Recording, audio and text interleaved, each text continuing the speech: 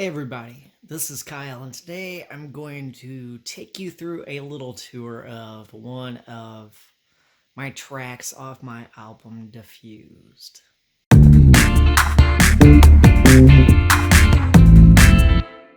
This is a song called It's a Shame, and this is one whenever I perform it, it's one of my sing-along songs, but I'll do it like a call and response. So in the chorus it goes, "It's a shame," and I get people to echo me. So I'll say it's a shame, they say it's a shame.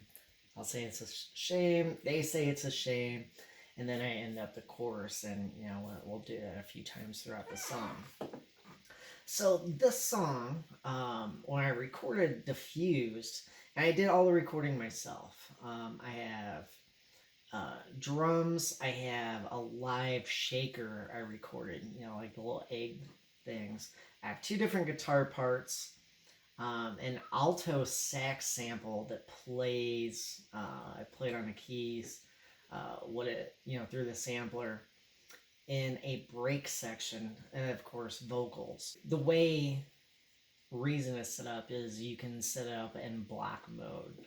So I'm looking at it, and it looks like one of the choruses was an exact duplicate, where I just used the same block, and hopefully it'll show up on the screen that these two purple blocks. Otherwise, everything was pretty individual. So let me play part of the song and just kind of walk through the songs, and then the tracks and what everything is doing. So let me do it like this. And it's funny, I haven't opened this project in probably a couple years. I had a multiple monitors set up. Go into block mode so we can take a look at the intro section. And you can see I had a sax part set up originally. So here's what's going on. So it starts up with guitar.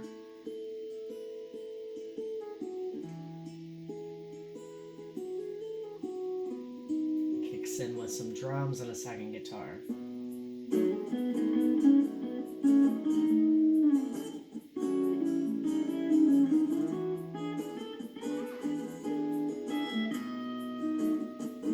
With this song, I always think of Red Hot Chili Peppers with this introduction. I don't know why. It's not really in that style.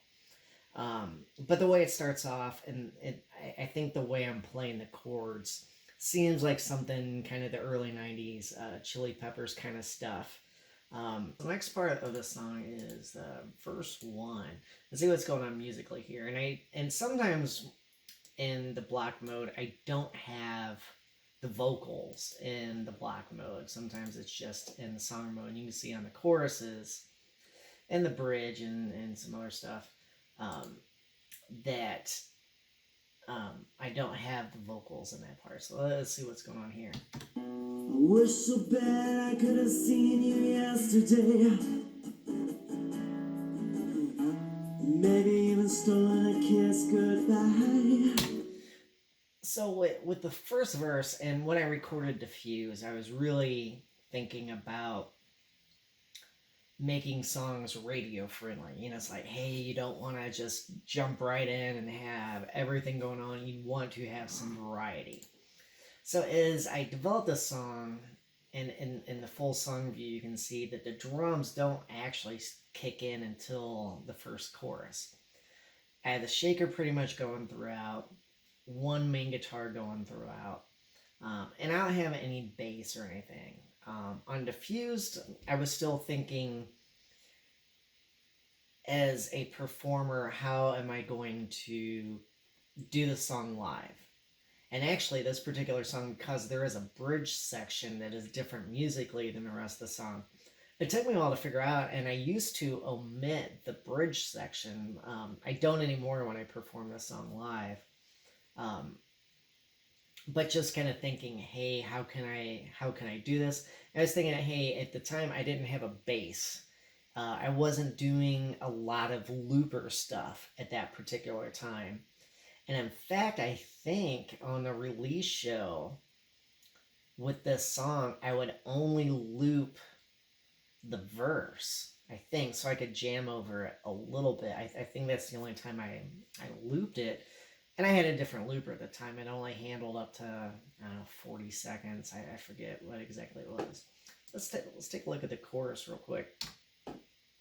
So the chorus doesn't have the vocals in the block mode because I actually start singing them a beat or two before the chorus starts. But musically, we got the drums coming in. And I'll go back to the song so you can hear, here's how the drums get introduced to the song. But...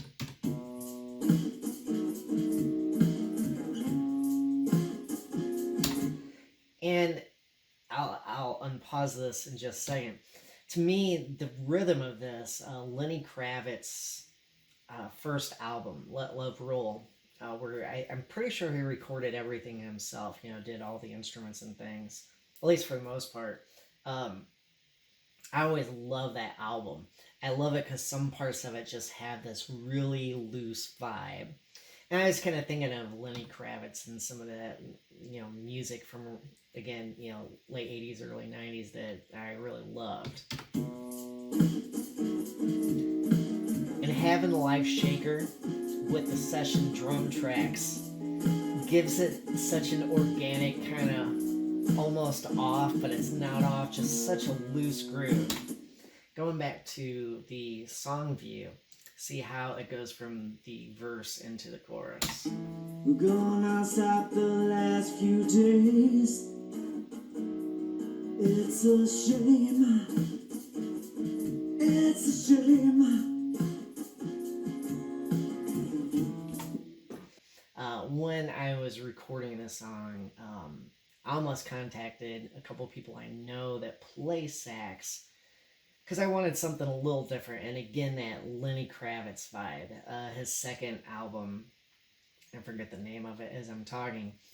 But his second album, I love the saxophone in a lot of those songs. And there was such a nice groove that I was trying to go for with this particular recording.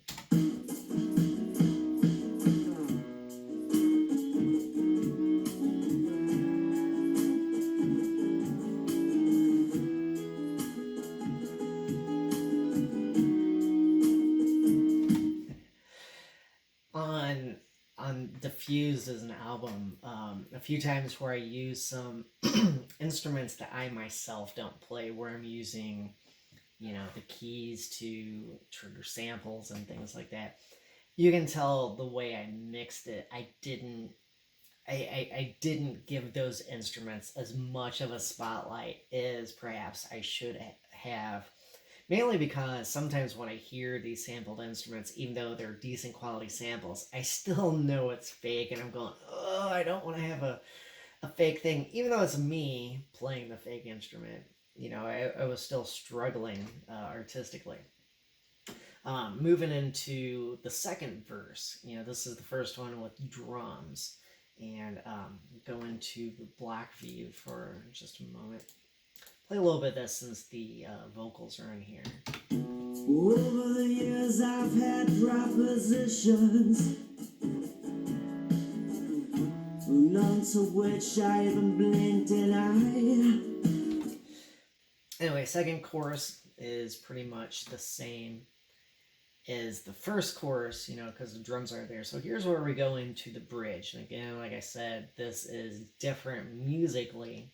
What I was trying to do with the bridge section in this particular song is give a little context to the story. So the song is called It's a Shame Again, and the whole idea is if you meet somebody, everything is working out perfectly. It's kind of like your rhythms are kind of matching up. Like I was talking about with this, these rhythmic components of the song. You have this kind of match up going on. And you just wish it's like, if I would have known we get along so well, I wish we would have started talking sooner. I wish we would have had our friendship begin earlier, so I'd have more time. So it's a shame we didn't figure this out before. That's the idea of the song. So the bridge is given some context. And of course, this is a love song. So it gives some context to that. So here's how we go from the chorus to the bridge. And the bridge uses a similar drum pattern to the part where the saxophone is. Even though probably from this recording, some of the details or specifics of how the drum pattern is slightly different is going to get lost. It's like going, what, dude, it's just like an extra hi-hat or whatever it might be. I promise that I'll make it up to you. You've got to accept that you are mine. One way or another, I'll show you there. We'll have no more lost time. So here, from the bridge going into a little solo.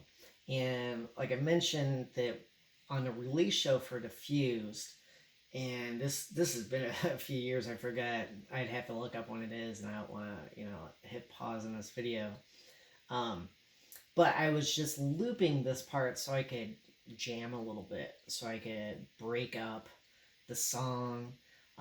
Plus, when I first started singing my own songs, I'd always say, hey, I'm a guitar player that tries to sing. I've kind of gotten past that self-perception in a lot of ways. But I still like to get something going and just cut loose on guitar, because that's where I can feel so musically free most of the time. So here's a little guitar solo. It's nothing super, super noodly or anything like that.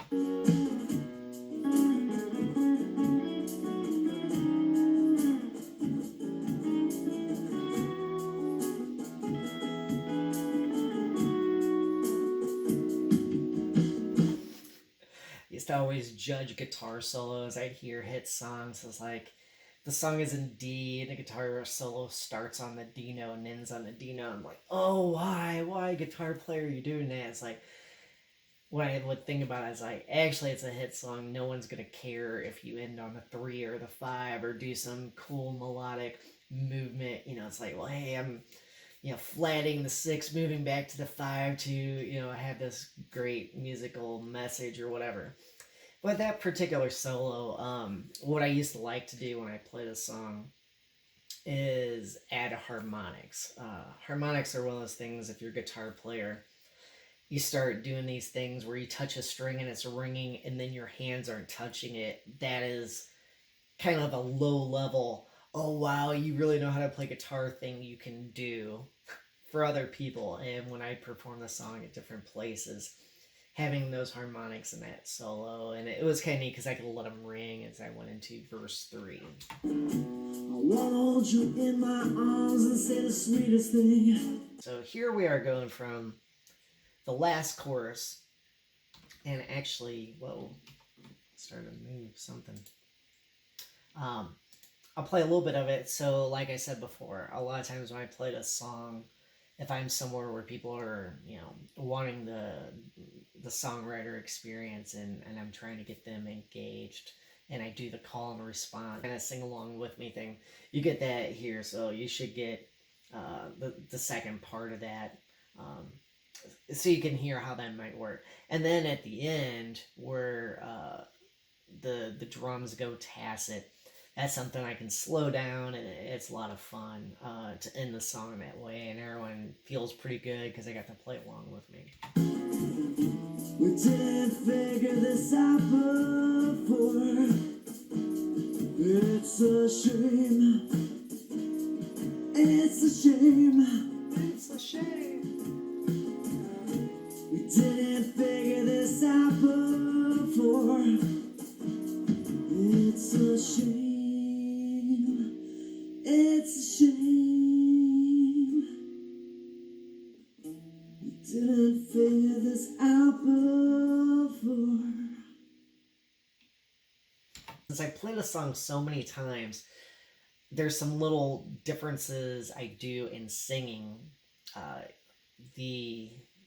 guess some of the rhythmic parts of how I sing it, especially there at the end Since I've done it many more times since when I recorded this, it's very different in a way. Now, of course, you would hear this go, dude, that's pretty much exactly how you recorded it. And I go, actually, no, it's not. And I could pick apart all kinds of little details. But as songwriters and performers, that is where we excel, is picking apart our own little details and things.